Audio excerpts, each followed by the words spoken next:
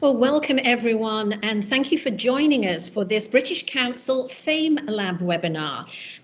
It's a conversation with FameLab friends on communicating science well. I'm Liz Alexander, and I'm going to be moderating this evening's conversation. If we can see the next slide, please. Well, let me tell you about our two speakers, the two friends that are enjoying me. Oh, actually, let's just go through this housekeeping. I think we're fine on cameras and mics. I think we've got that sorted out at our end. Your image and comments may be recorded and broadcast. If you've got questions, I know many of you sent those in advance. If you've got any others, please add them to the chat box, and please use those hashtags to communicate what's going on Twitter. So next slide, please. So here is me. Enough about me. More important is who am I going to be speaking with. Our first one is Dr. Amalina Bakri. She is a clinical research fellow, Darzi fellow, and a general surgeon at Imperial College London. So welcome, Dr. Amalina. Thank you. And we've also got with us Dallas Campbell. Dallas is a BBC science communicator. He's a science television presenter for National Geographic, a writer, and he has also trained, he's been the masterclass trainer for 3 of the years that Malaysia's participated in this competition, and was kind of responsible too for our 2 winners that I'll tell you all about in a moment. So I just want to start and tell you a little bit about FameLab for those of you who are not that familiar with it. It's a global communication competition that's designed to engage and entertain, in which contestants must break down STEM concepts into 3-minute presentations. And they're judged on their content, their clarity, and their charisma. Now, the competition was started by the Cheltenham Science Festival in 2005, and it came to Malaysia 10 years later, where it's supported by the British Council in collaboration with the Malaysian Industry Government Group for High Technology, or MITE. Now, Malaysia has the distinction of being the only country so far to have produced 2 international winners, each of whom won the title of World's Best Science Communicator. This year, we have 11 finalists, and you can see their pictures on the screen now. And we'd love you to join us to find out which of them will become this year's Malaysia's Best Science Communicator and go forward to represent the country at the virtual Cheltenham Science Festival in November. So please be sure to mark your calendars for the 11th of September at 2:30 p.m. on YouTube at the link that you can see on the slide.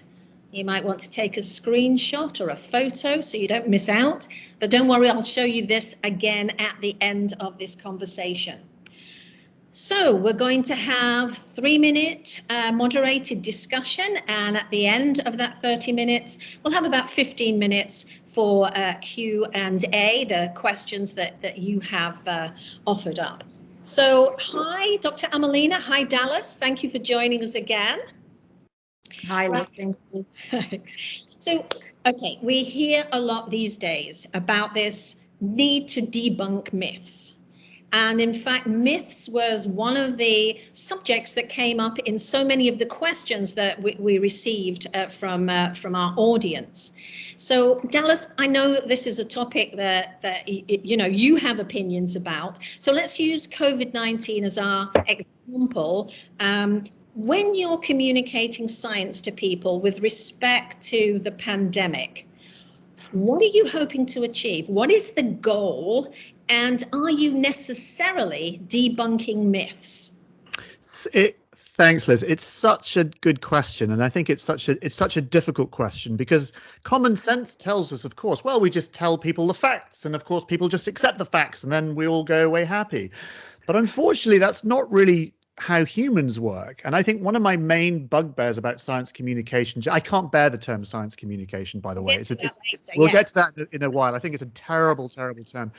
You know, we acquire our scientific knowledge, you know, by consulting others who share the same values, you know, and whom therefore we trust. That's a quotation by Dan Kahan, who's a really interesting philosopher. And he's absolutely...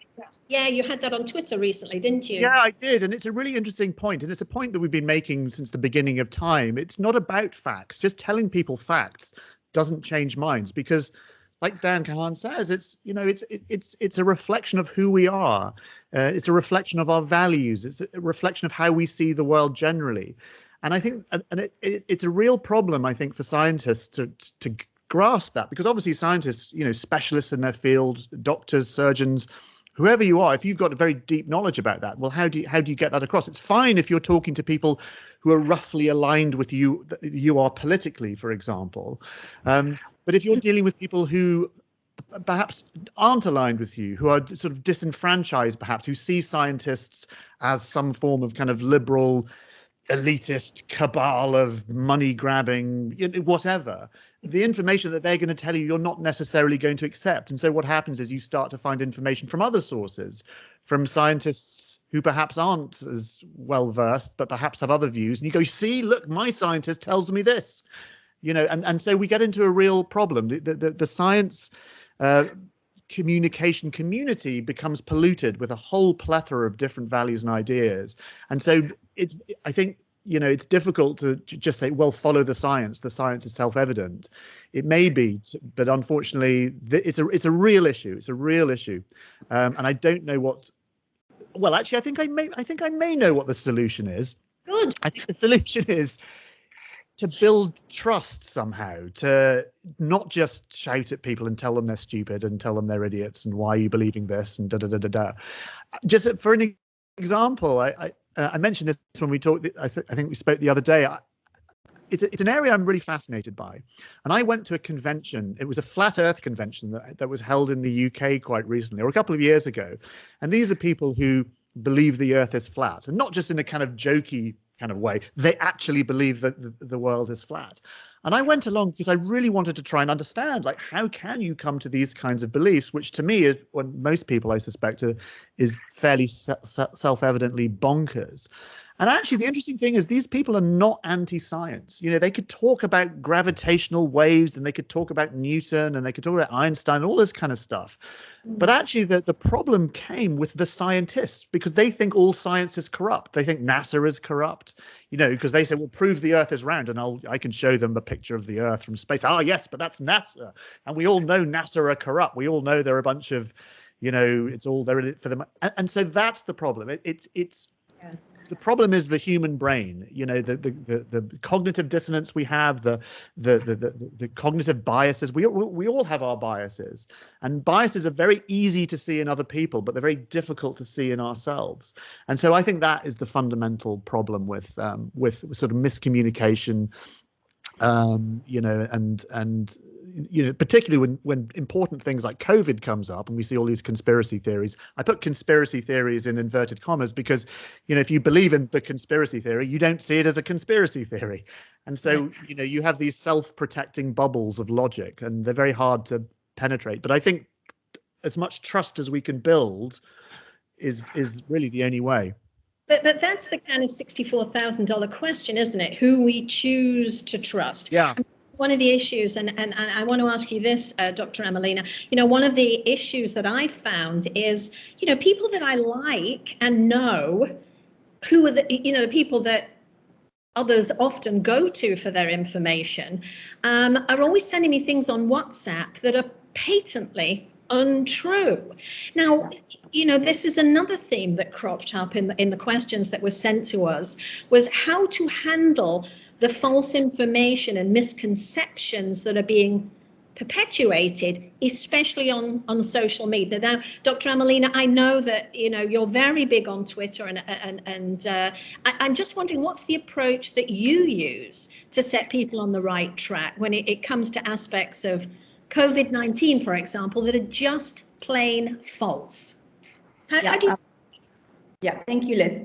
So yes, this is based on my own experience, tackling misinformation online. So, anti-vaxxers, particularly, especially, have developed a very sophisticated playbook, for spreading misinformation about COVID vaccine, trying to convert vaccine hesitant people into committed anti-vaxxers, and resisting attempts to remove their misinformation online. And then these, anti-vaxxers are, normally economically driven as well. I mean, they are being paid to be doing this, and some of them are actually true believers. They actually believe what they're believing about the vaccines. So some of these messages are saying that COVID is not dangerous, that the vaccine is dangerous, and the vaccine advocates cannot be trusted. So what I'm always trying to do on social media platforms, especially on Twitter, Instagram, and also on TikTok, is just focus on the communication and explaining the science with evidence-based medicine.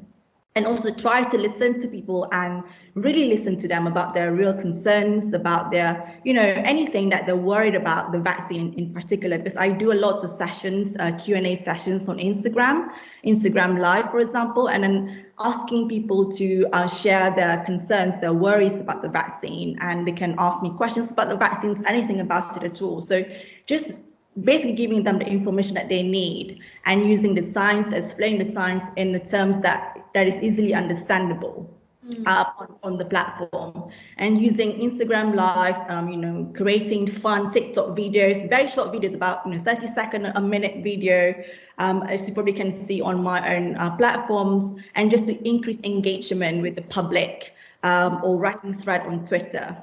And also, I've been doing a lot of sessions with NHS England as well, on Public Health England, and also with 10 Downing Street, just basically reaching out to people and just having that platform for them to be able to ask questions and communicate effectively with the public. And finally, I think what we need to do is just do not share or engage with people spreading misinformation online, because this will spread the misinformation even further. But what you can do is report them and report all these, accounts on social media spreading misinformation, so that you will be able to try, hopefully, then the authority will be able to take it down. But also try to empower and support and amplify healthcare professionals and also scientists on social media to try to then push the messages across, and giving the right messaging, and also and trying to help people who still in that vaccine hesitance category, to try to understand the concerns and worries about the vaccine. Okay. Now, you've both raised a lot of issues that I'm going to come back to, because they're really important ones. But I'm just going to shift gears a little bit, because what I think a lot of people want to know, a lot of questions came from folks who wanted to know how they become science communicators. What is the career progression? And what I think they might find interesting to discover is that, at least according to your Wikipedia entry, Dallas, and you can correct me if I'm wrong, that you studied drama and English at university, and you were originally an actor. So I know that this will be of interest to those who believe that they've got to do a university course or some kind of formal training to become a science communicator. How did you come to be such a trusted, authoritative voice on science topics? I don't know if I am. Well, partly because I think science is too important for it just to be left to scientists to talk about. I mean, it's if you want science to be a central part of our culture, then it's something that everyone needs to be involved in. I'm always bewildered by that question. It's people are always like, well, you talk about, it's a bit like stopping people coming out of the cinema, for example, and going, now you just went to see a film, you must be a film director. Otherwise, and it's just such a preposterous idea. And it only seems to be science. We don't have we don't have art communicators or film we just have art. But somehow, and the problem with this term science communication, it establishes an us and them. And this, I think, is the real problem. If it's only scientists who are allowed to talk about science, then I think that's an issue. I mean, I'm not a scientist, in the same way that I'm also not really a pianist. But guess what? I like listening to music, and I like talking about music and everything else. You don't need to be a musician to like music. And it's this, for me, it was always the same with science as well. I was always deeply interested in science. I loved reading about popular science. I loved to understand how the world works and how nature works. Like when I was a kid, I used to go fossil hunting. It just so happens I didn't want to be a scientist in the same way I don't want to be a classical musician, but I still like listening to classical music. And so for me, it was, well, you say I studied English and drama. I was always, I did. And I like performing and I like being on stage and I like being on telly. And, so I guess there was a sort of natural progression. And actually, funnily enough, lots of my favorite science presenters when I was a kid, some of the Tomorrow's World presenters, which was a big TV show in the UK, and people like James Burke, again, they weren't scientists. They were just people who had an innate curiosity about the world. And so the reason you think about this, because a similar background to you, I was undertaking freelance journalism and working for big magazines and big newspapers, long before I thought, maybe I should get a journalism degree, and eventually did. So what do you think? It sounds to me as if it's a personal passion combined with some innate communication skills. Is that what you're saying? I think you're probably right, actually. I think, in a way, my own personal story was very much, I'm a layman. I'm not an academic. And actually, the way I sort of talk about science is me sort of not understanding something and then finding something out, rather than Professor X telling you stuff. Because if it's only ever Professor X telling you stuff, this is how the world works, that's fine. We need Professor X telling you stuff. But I also think there's room for other people to be interested in science. And if we only ever frame science that only scientists are allowed to talk about it, or if it's a non-scientist talking about it, then I think that's part of the problem we get with science in society is that it's us and them. So anyway, so that's really how I started. The reason I was an actor, you're absolutely right, and I was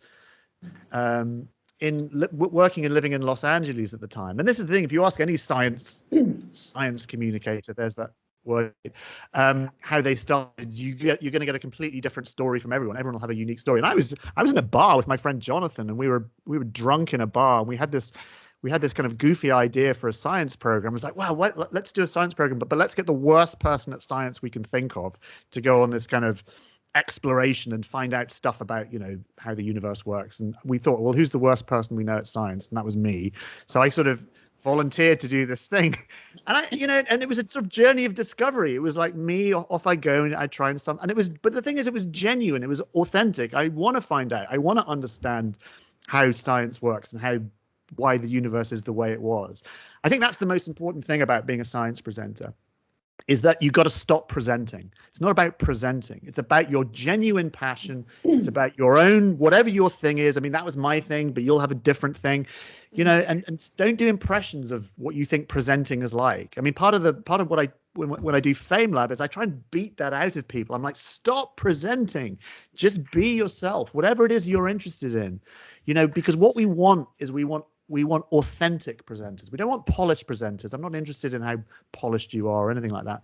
It's about your authenticity, because when you're authentic, that's when it comes across, and that's proper communication. Communication is about authenticity. It's not about doing an impression and just throwing in buzzwords and being all, jazz hands. Right, but we can't get over we can't get beyond the fact. I mean, you, Amalina, for example, you have the advantage of a medical degree, which in and of itself will imbue you with a level of trust. But I think it's fair to say not all doctors have particularly good bedside manners, and the same could be said for the often poor communication skills of those studying and working in the STEMS field. So how did you learn to communicate so effectively? Yes, you're right, Liz. I've actually met quite a few doctors who are bad communicators, especially by the bedside with patients, and that's not good. You can be the top surgeon in the world, you can be the best scientist in the world, but if you can't communicate effectively, then I think it's a bit of a shame. So I think from my perspective, I've always been a public speaker and a debater, and I was very active in extracurricular activities at school, winning competitions at national level. So I was the the best public speaker in the national competition in 2004 at national level in Malaysia. So I've been doing all of that since I was at school. And when I was in medical school, I learned the basic skills on how to communicate effectively. And we would do role plays with patients. And also, when I was a medical student, we would do role plays, me pretending to be a patient, another friend we pretending to be a doctor. And I suppose you just learn throughout the whole journey as a doctor, about practice and experience. And I've been a doctor for about 8 years now. So I graduated in 2013. So practice and experience really do help you a lot in terms of, teaching you how to communicate effectively with your patients as well as with the general public when you are communicating science on social media or in the media.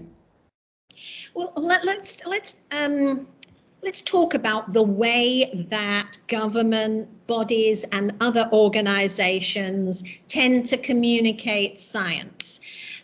There's a lot of emphasis on facts, on data, numbers, rather than emotions and lived experience. I'll give you a quick example. I had a conversation with a Grab driver recently in which he said he wasn't going to get vaccinated because a friend of his had died within a week of getting his.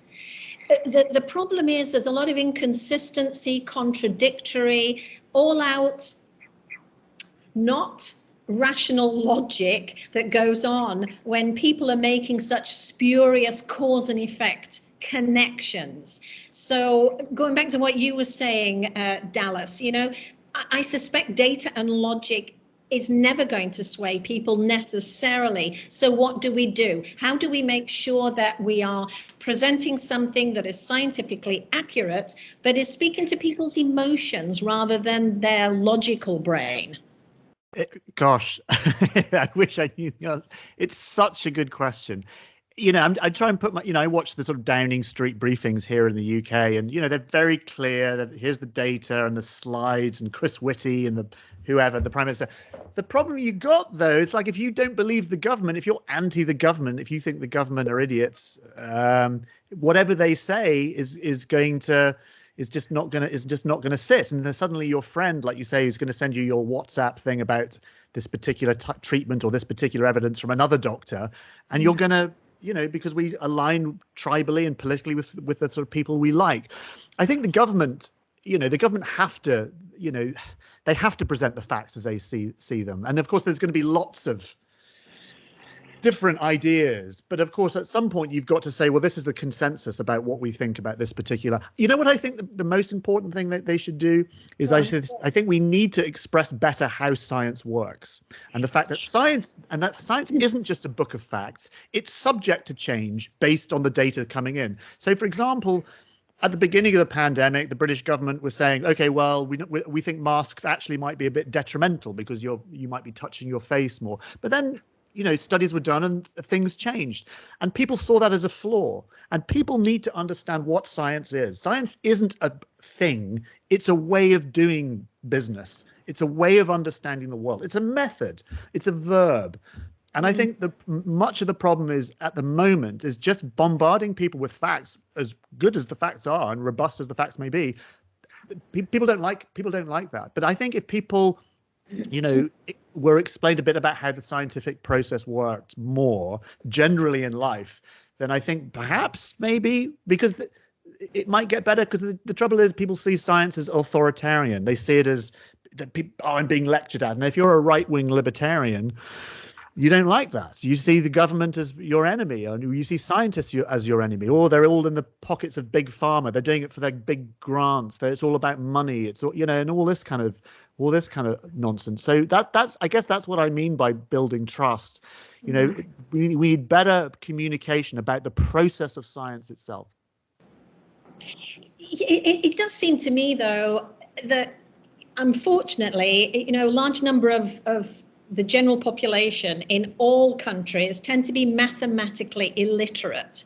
When they're trying to compare vaccine that's the problem where government bodies and organizations are putting forward things that I don't think that the general public, when it's statistics and what have you, they don't have the wherewithal with which to know to define that, understand that information. Absolutely. Well, statistics are really hard to grasp for anyone, even if you're a statistician. I think, statistics are really hard to grasp. And that's the thing. We process the information that we get from the media, from social media, and we spin it into whatever, because we have our cognitive biases, and we spin it into ways that make sense to us about how we see the world, because we all want to understand the world. And the problem is with social media is that everyone curates their own set of information now. Certainly when I was growing up, we didn't have social media. We had the BBC was generally a sort of relatively trusted organization. The government, depending on what your political stripes were generally seen as a trusted organization. These institutions that we used to trust, unfortunately now, is so polluted with everything else. There isn't that sort of assumption of trust in government, and this is causing a real problem when suddenly you get a pandemic coming along. What do you do?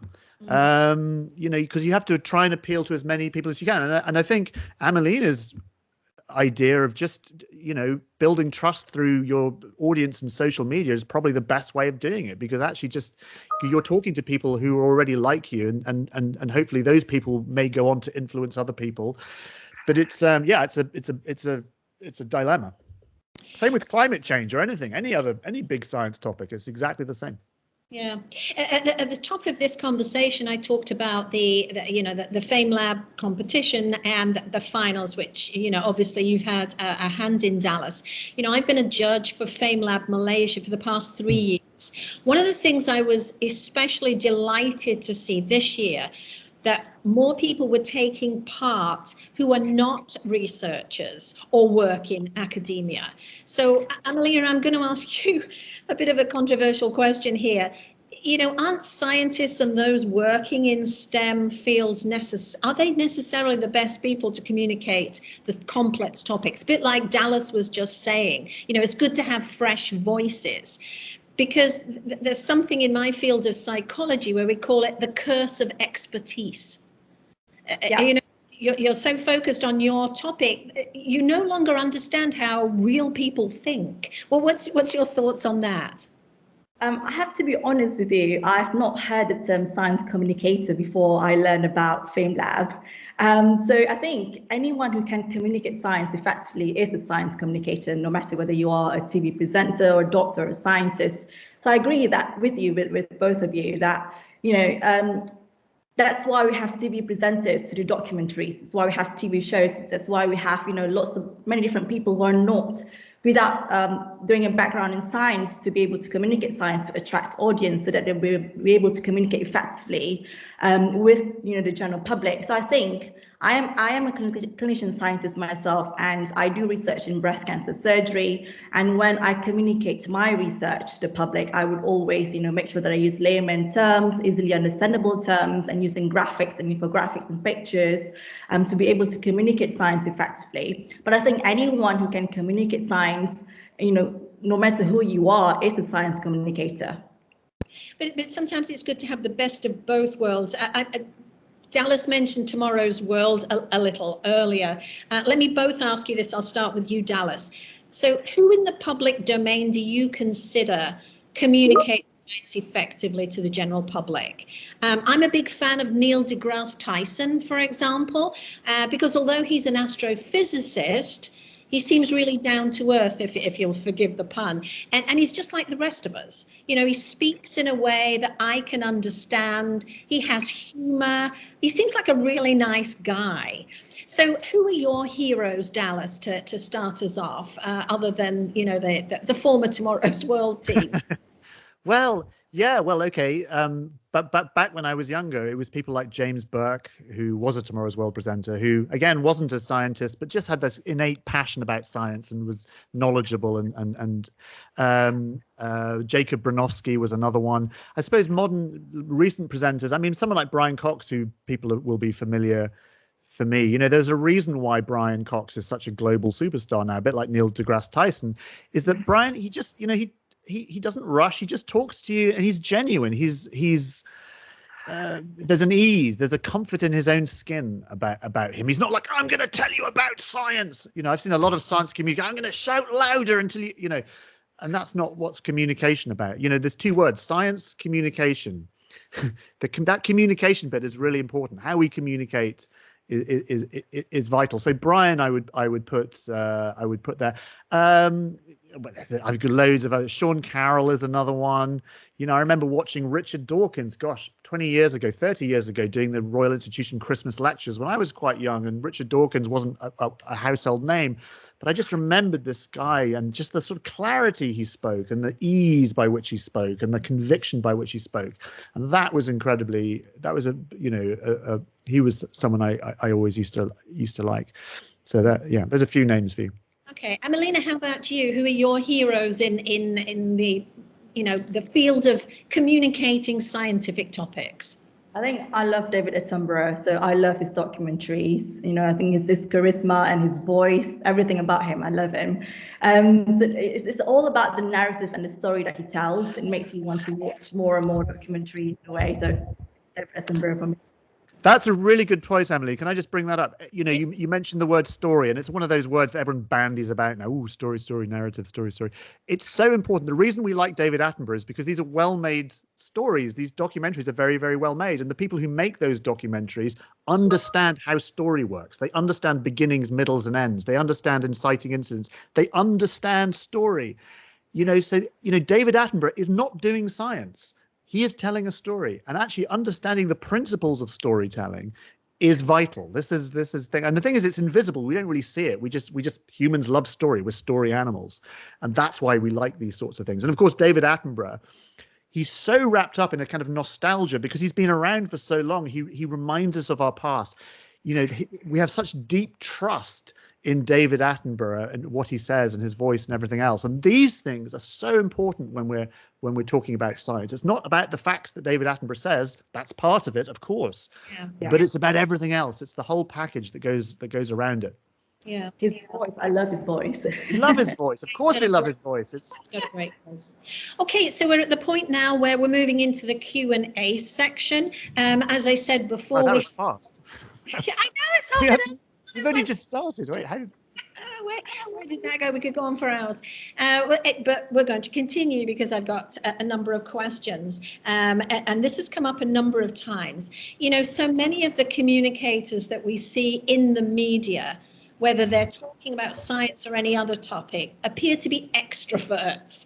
Now, what about the introverts among us? I mean, what tips would you, Amalina, let me ask you this. What tips would you have for someone who wants to build their confidence and maybe suffers from stage fright? You know, they passionately want to communicate science, but their, you know, aspects of their personality are holding them back, or that real fear of standing up and being counted. What would you say to that? What tips? That's a good question. I think for someone who's introvert, you can probably choose different ways of communicating. For example, using Twitter. So Twitter, you probably don't need to talk in public, but you can write your ideas, you can spread information, you know, using Twitter really, really quickly and easily to people. So that's one way of doing it. Another way is, you know, possibly, you know, a lot of practice talking in front of the mirror when you want to talk to the public. I think that is useful for me when I want to communicate or do any kind of sessions with the general public on my social media platforms. So just practice talking in front of the mirror and just do that every day. And really, I think it's just showing your passion about it. You know, even if you are scared or you're just shy or embarrassed, I think if you can show that you are passionate about something, and you know, I don't think it will be a big problem, especially if you use the right sort of platform, for example, Twitter or Facebook as well. You know, you can write your ideas on Facebook. So use the kind of platforms that you think you probably don't need to, you know, talk to the public too much or too often, and just use that platform as much as you can. Yeah, and it's like most things, isn't it? The more you do it and practice, the greater you're going. You know, there's always that fear at the outset, but the more you do something, the more you realize actually there's not that much to be frightened about. So, you know, to keep at it. But Dallas, you mentioned the storytelling. One of the things that I think I would love to see more journalists talking, I mean, I know that they do in the media, and maybe FameLab's rules doesn't allow for journalists, I don't know, but I think they are perfectly, poised to be able to communicate science. But let me ask you a specific thing. As writers, we know that metaphors and analogies are invaluable tools to help people understand complex topics. So do you use these in your work, Dallas? What are your thoughts about using metaphors and analogies and things like that?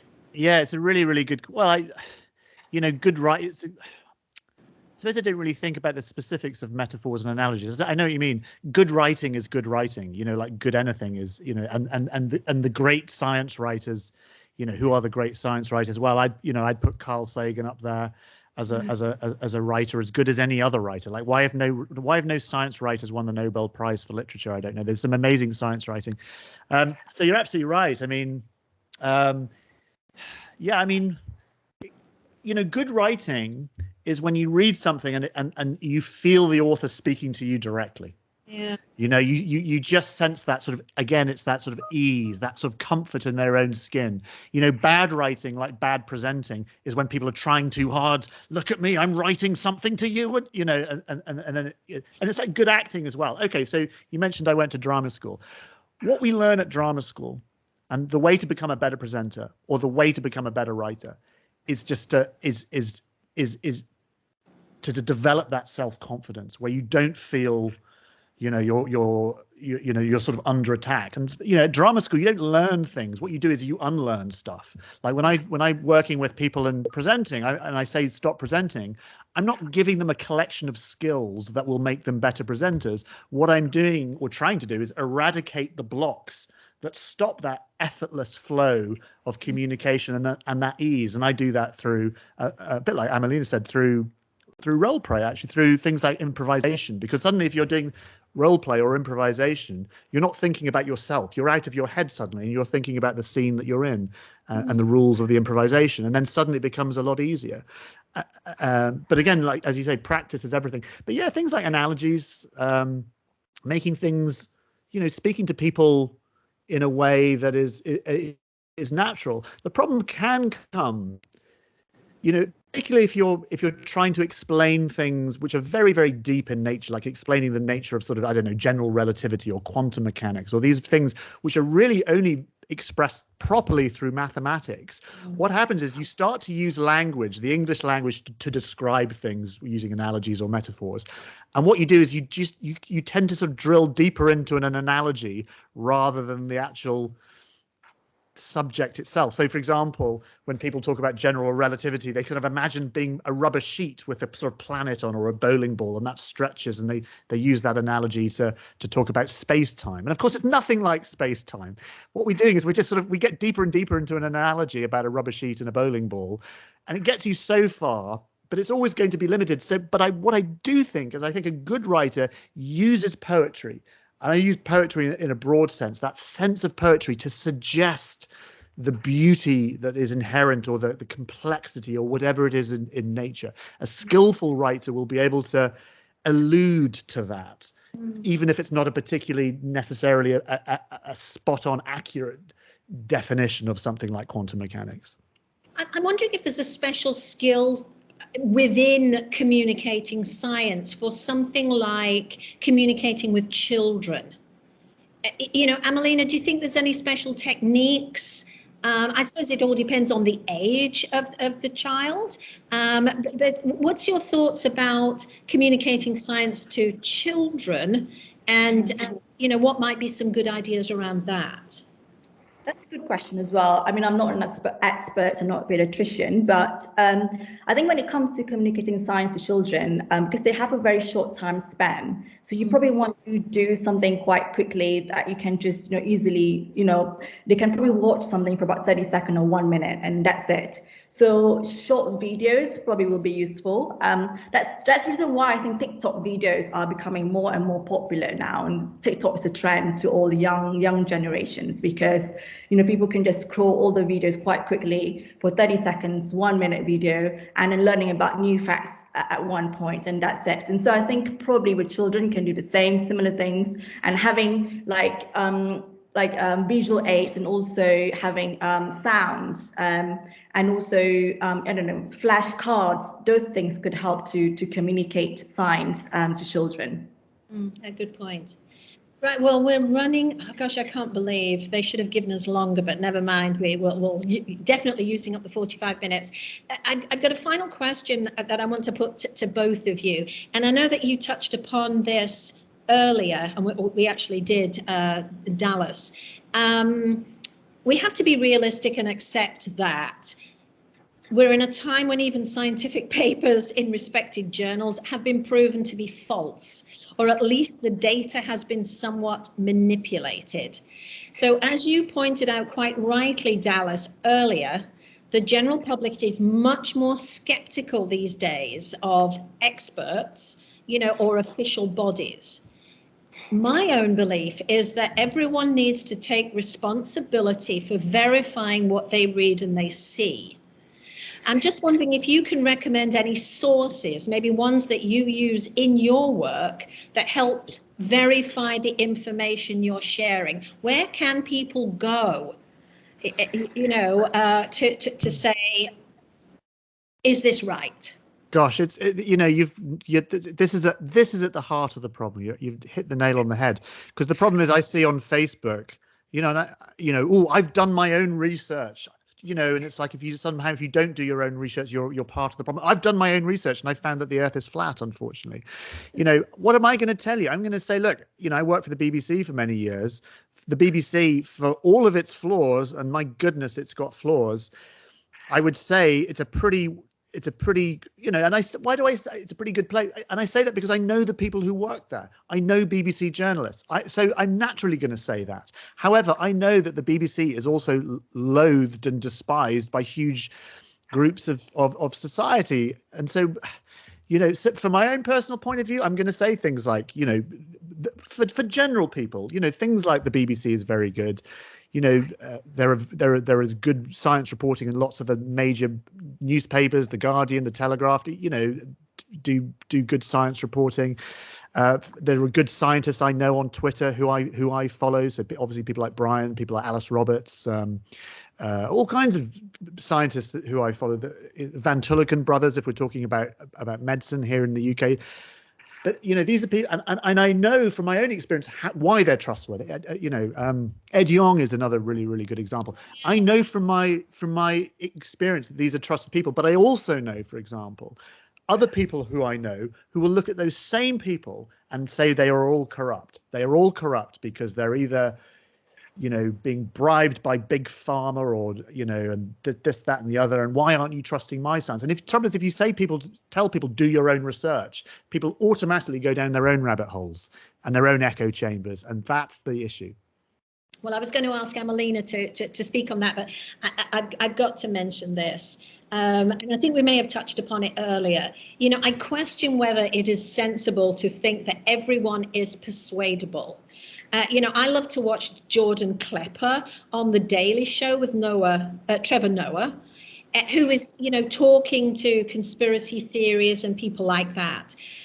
I hate to say it, but most of them come across as not very smart, to be frank, and they'll just walk away when they're challenged by rational argument and logic. So, Amalina, let me give you the last word on this. Who might we be wasting our time and breath on? How do we know when it's, look, I'm not even going to go there because I'm not going to get anywhere? Do you agree with that? There's some people just give up on.